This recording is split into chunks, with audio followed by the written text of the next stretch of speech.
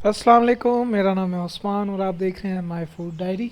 कैसे हैं आप सब लोग? उम्मीद करता हूँ खैरियत से होंगे, खुशबाश होंगे। मैं बिल्कुल ठीक हूँ अल्हम्दुलिल्लाह। एक बार फिर से हाजिर हूँ नई वीडियो के साथ। आज हम बनाने जा रहे हैं जी गोभी गोश्त। बहुत ही मज़े का बनता है और बहुत ही ईजी है बनाना। जैसे कि आप जानते हैं कि ईद आ रही है। ईद पे आप तकरीबन हर सब्ज़ी में ही गोश्त ऐड करते हैं, चाहे वो दाल हो या आलू हो या कोई और सब्ज़ी हो। इसी तरह से गोभी में भी ये यूज़ किया जाता है और बहुत ही मज़े की बनती है गोभी। वीडियो स्टार्ट करने से पहले जस्ट एक रिक्वेस्ट है, चैनल पे नए आए हैं तो काइंडली सब्सक्राइब कर लें चैनल को और बेल के आइकन पे भी क्लिक कर लें ताकि नेक्स्ट जो भी रेसिपी की वीडियो आए आपको फ़ौरन उसका नोटिफिकेशन मिल सके। चलिए जी, बगैर किसी देरी के शुरू करते हैं जी वीडियो को। सबसे पहले आपने गोश्त तैयार कर लेना है। गोश्त को थोड़ा टाइम लगता है गलने में, तो इसीलिए इसको सबसे पहले आप गोश्त तैयार करेंगे, जिसके लिए मैंने पानी लिया है एक बर्तन में, तकरीबन 3 लीटर के करीब है। और 1 किलो मैंने इसमें मटन लिया है, गोश्त लिया है एक 1 किलो के करीब। और इसी में मैं तकरीबन आधा किलो के करीब मैं इसमें प्याज ऐड कर रहा हूँ।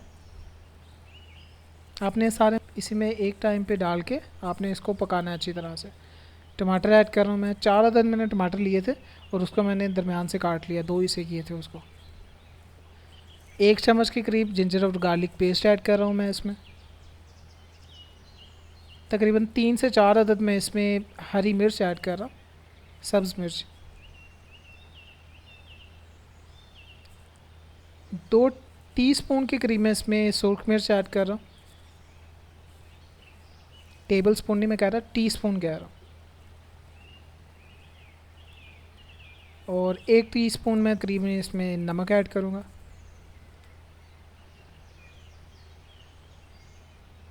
हल्दी ऐड कर रहा हूँ हाफ़ टी स्पून के करीब।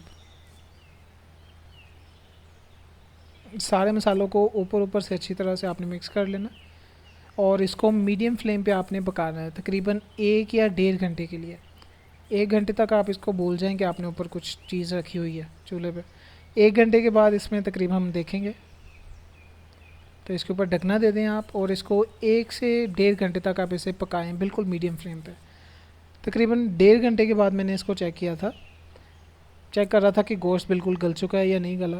तो अल्हम्दुलिल्लाह अच्छी तरह बॉयल तो आ गया है इसको, और जो भी इसमें टमाटर और प्याज ऐड किए थे अच्छी तरह गल रहे हैं वो पानी में।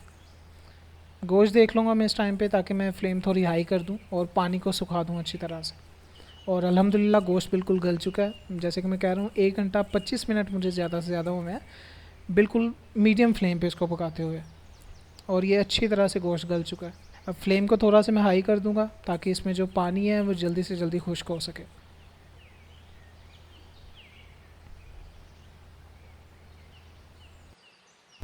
थोड़ी बड़ी बोटी आप उठा के चेक कर लें कहीं वो तो कच्ची तो नहीं है। अल्हम्दुलिल्लाह वो भी बिल्कुल अच्छी तरह से गल चुकी है। तो अब हम इसको छोड़ देंगे, ढकना नहीं देना उसके ऊपर। हाई फ्लेम करके इसको ऐसे आपने छोड़ देना है 10 से 15 मिनट के लिए। इसी टाइम पे बिल्कुल अच्छी तरह से टमाटर तो गल चुके हैं, तो हम इसके जो छिलके थे हम वो उतार लेंगे। मैंने इसीलिए टमाटर को दरमियान से 2 हिस्से करके इसको मैंने डाला था ताकि इसके छिलके उतारने में थोड़ी सी आसानी हो सके। थोड़ा ध्यान से आप कीजिएगा, हाथ मत जला लीजिएगा।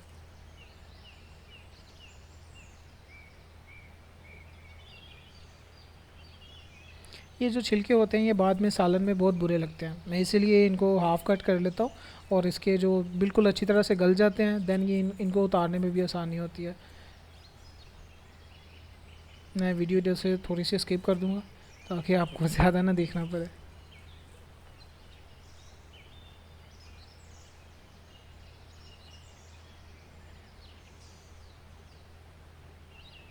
चले जी, अब मैं ज़रा इसके अच्छी तरह से छिलके उतार लूँ, बाकी का मैं बाद में बताता हूँ।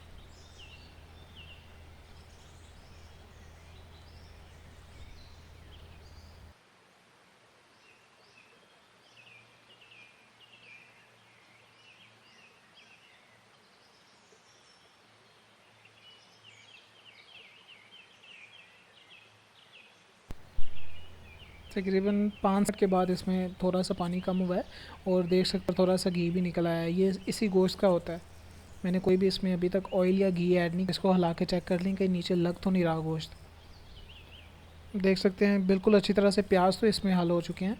टमाटर थोड़ी सी इनमें कसर रह गई है, क्योंकि आप चाहें तो थोड़ा बारीक कट करके भी डाल दें, वो भी बिल्कुल अच्छी तरह से इसमें गल जाएंगे।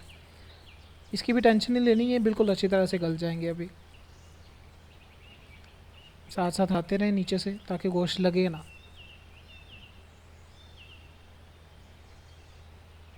मज़ीद 5 से 6 मिनट के बाद था, तो बिल्कुल अच्छी तरह से पानी खुश्क हो चुका था। ये जो देख रहे हैं ये मसाला ही है। इस टाइम पे इसमें हम घी ऐड करेंगे, ऑयल या घी कुछ भी यूज़ कर लें। 1 कप के करीब यूज़ कर रहा हूँ मैं। और इसको आपने अब भुनना है अच्छी तरह से, 10 से 15 मिनट भुनेंगे अच्छी तरह से। बाकी का देन आप इसमें जो भी सब्ज़ी ऐड करना चाह रहे हैं वो ऐड करेंगे।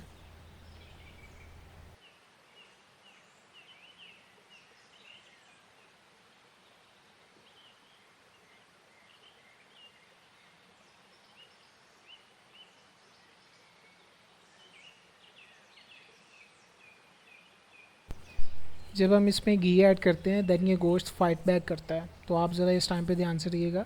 इसकी छींटें पड़ जाती होती हैं घी की कई बार। तो बिल्कुल अच्छी तरह से गोश्त पक चुका है, देख लें आप। भुन चुका है अच्छी तरह से। तकरीबन 12 से 13 मिनट इसको लगे थे। भुन लिया अच्छी तरह से, पानी ख़त्म कर लिया। देन इसमें मैंने गोभी ऐड कर दिया। अब इसको हम मज़ीद मीडियम फ्लेम पे 15 से 20 मिनट तक पकाएंगे। अच्छी तरह से मिक्स कर लें हो जाए।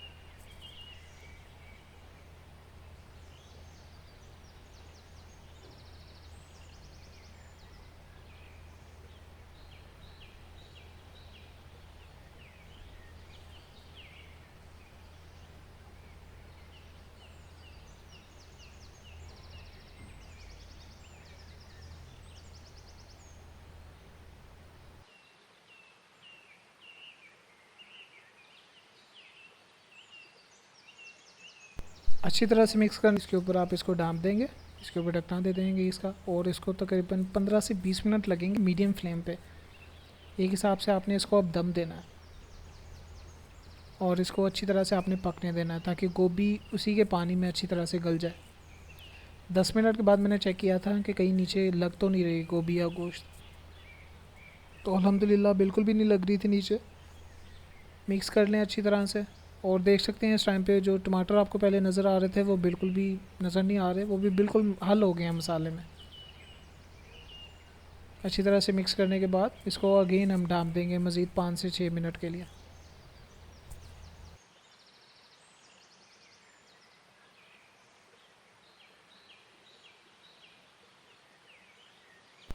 अच्छी तरह से मिक्स करने के बाद इसको मज़ीद ढाँप देना है। 5 से 6 मिनट के लिए इसको ढाँप दें ताकि जो भी इसमें कसर रहेगी गोभी में वो अच्छी तरह से गल जाए।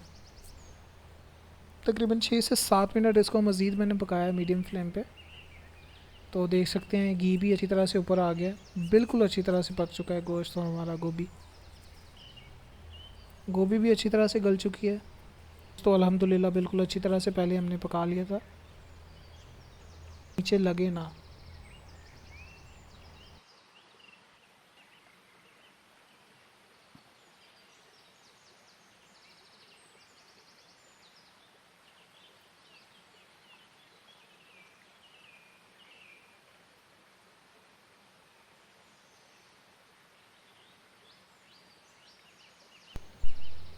इसको मैंने मज़ीद 2 से 3 मिनट दिए थे ताकि अच्छी तरह से ये जो भी गोभी की जो कसर रह गई थी वो भी अच्छी तरह से निकल जाए। हम फाइनल टच जो इसको देंगे, हम इसको हरी मिर्च का देंगे। 2 से 3 अदद मैंने काट ली थी बारीक। इसी के साथ इसमें अब मैं धनिया ऐड कर रहा हूँ। धनिया को भी मैंने काट लिया था बारीक, और इसके ऊपर अच्छी तरह से मैं डाल दूँगा।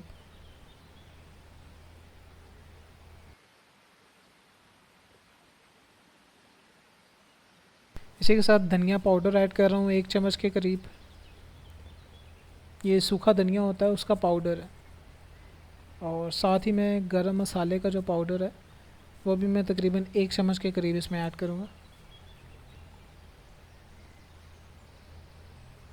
लें जी, हमारा गोभी गोश्त बिल्कुल रेडी हो चुका है। अल्हम्दुलिल्लाह बहुत ही मज़े का बना है। और इसको अच्छी तरह से मिक्स कर लें आप, और सर्व करने के लिए बिल्कुल रेडी है। अच्छी तरह से मिक्स कर लें। जैसे कि आप देख रहे हैं, देखने में बहुत ही मज़े का लग रहा है, खाने में उससे डबल मज़ेदार है। आप ज़रूर ट्राई कीजिएगा ये रेसिपी, बहुत ही ईजी है जैसे कि आप देख रहे हैं, और बहुत ही मज़े का बनता है गोभी गोश्त।